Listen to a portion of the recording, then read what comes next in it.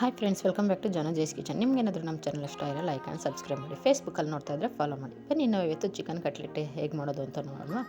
ಮೊದಲಿಗೆ ಒಂದು ಜಾರ್ ತೊಗೊಳ್ಳಿ, ಅದಕ್ಕೆ ಬೋನ್ಲೆಸ್ ಚಿಕನ್ ಹಾಕ್ಕೊಂಡು ಗ್ರೈಂಡ್ ಮಾಡ್ಕೊಳ್ಳಿ. ಈ ಚಿಕನ್ಗೆ ಒಂದು ಸ್ವಲ್ಪ ಕೊತ್ತಂಬರಿ ಸೊಪ್ಪು, ಸ್ಪೈಸಿ ಎಷ್ಟು ಬೇಕೋ ಅಷ್ಟು ಹಸಿಮೆಣಸಿನ್ಕಾಯಿ, ರುಚಿಗೆ ತಕ್ಕಷ್ಟು ಉಪ್ಪು,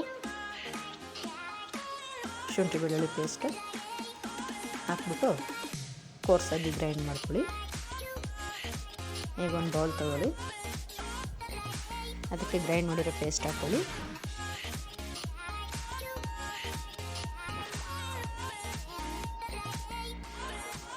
ಎರಡು ಸ್ಪೂನು ಆಯಿಲ್ ಹಾಕ್ಕೊಳ್ಳಿ. ನೀಟಾಗಿ ಮಿಕ್ಸ್ ಮಾಡಿ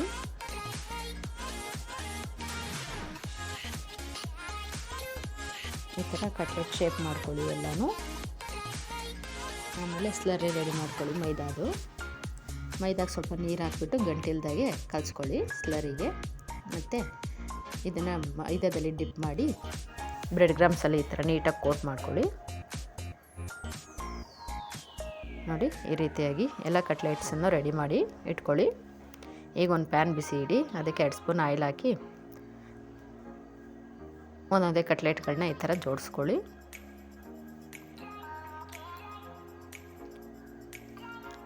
ಈಗ ಮೇಲೆ 2 ಸ್ಪೂನ್ ಆಯಿಲ್ ಹಾಕಿ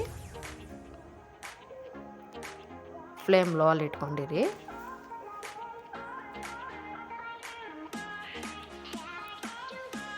ಈಗ ಫ್ಲಿಪ್ ಓವರ್ ಮಾಡಿ ಇನ್ನೊಂದು ಸೈಡನ್ನು ನೀಟಾಗಿ ಕುಕ್ ಮಾಡ್ಕೊಳ್ಳಿ.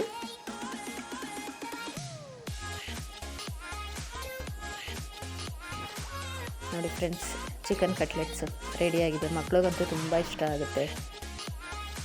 ನೀವು ಮನೇಲಿ ಒಂದ್ಸಲಿ ಟ್ರೈ ಮಾಡಿ ಹೇಗಾಗಿತ್ತು ಅಂತ ಕಮೆಂಟ್ ಮಾಡಿ ತಿಳಿಸಿ. Thank you.